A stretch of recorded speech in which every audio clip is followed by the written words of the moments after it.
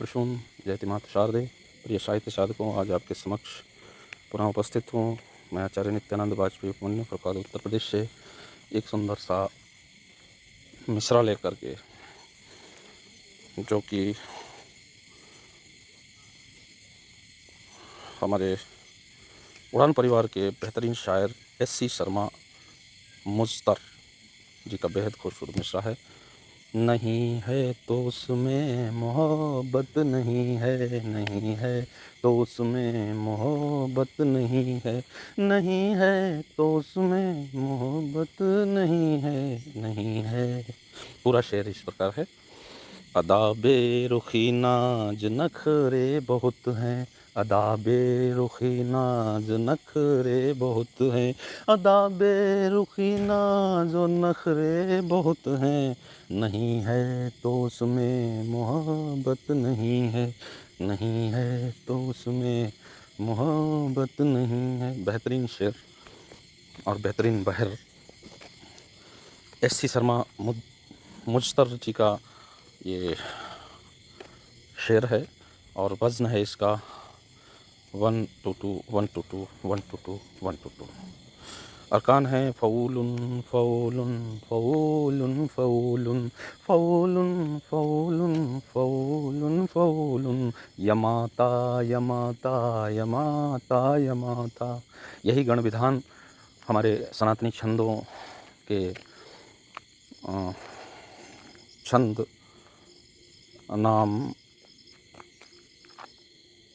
में ध्यान से उतरा जा रहा है, जो सर्पाकार छंद, सर्प के जैसे कुंडली के हिसाब से ये चलता है। फ़ऊलुन यमाता यमाता यमाता यमाता। भुजंग प्रयात, अब याद आया मेरे को सर्पाकार चलने की बात से। भुजंग प्रयात छंद है वो।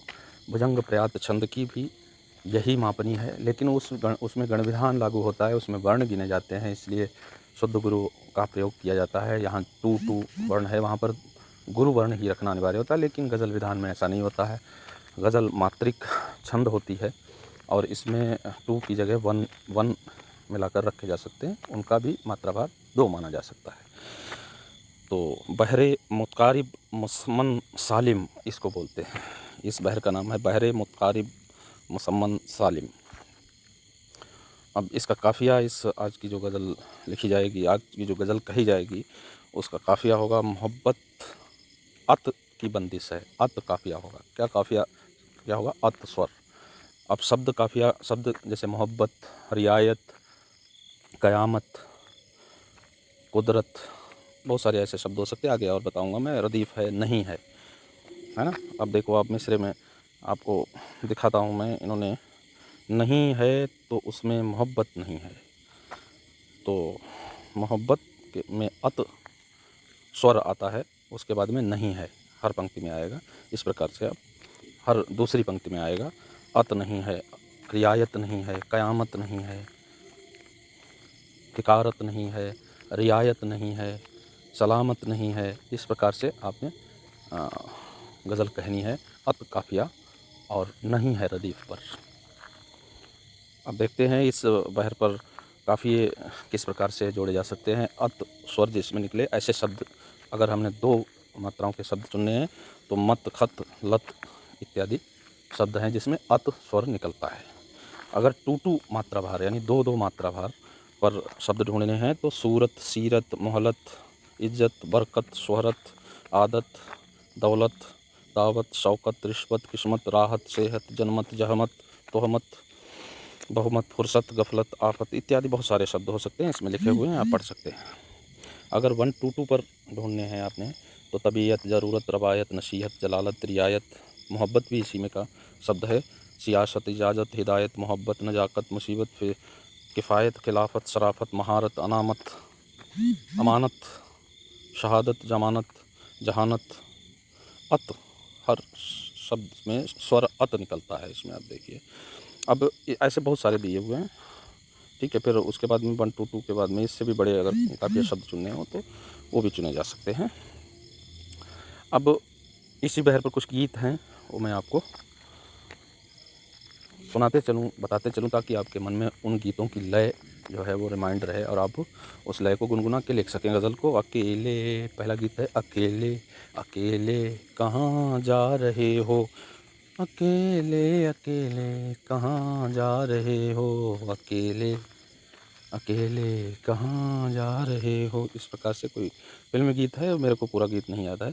इशारों इशारों में जादू चलाना, बता तूने सीखा कहाँ है, इशारों इशारों में जादू चलाना। इस प्रकार से एक गीत है फ़िल्मी, तेरे प्यार, ये अब देखो, तेरे प्यार का आशरा, दूसरी लय है इसकी।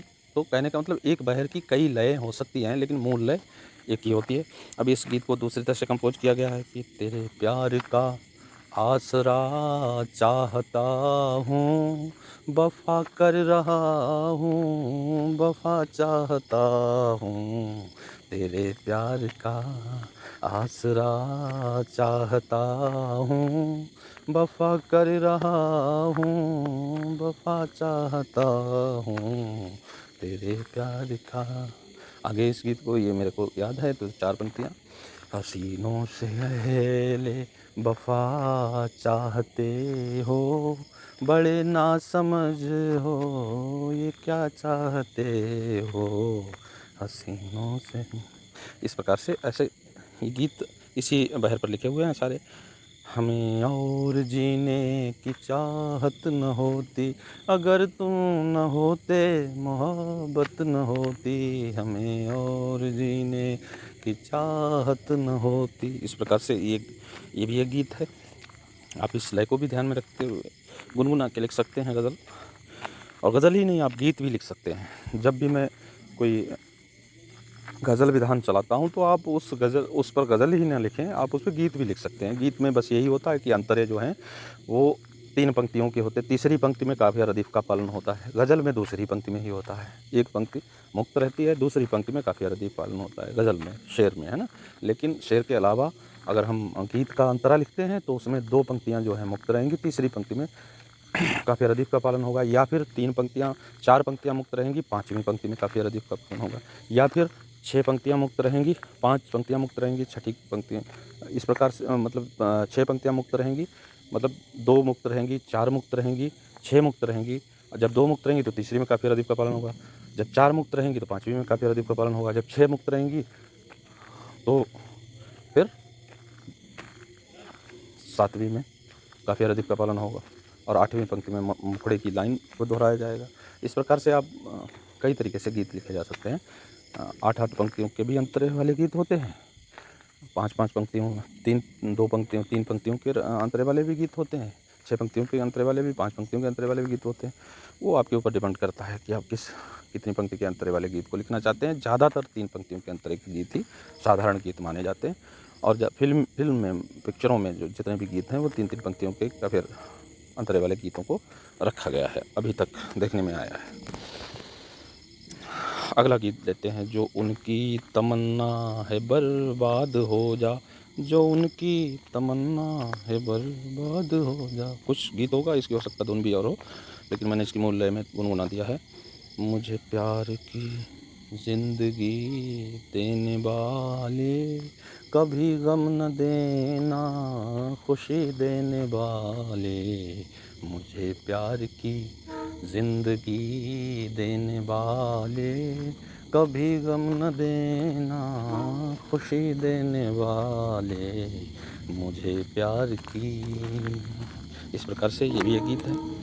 मोहब्बत की झूठी कहानी पे रोए, झूठी कहानी पे रोए।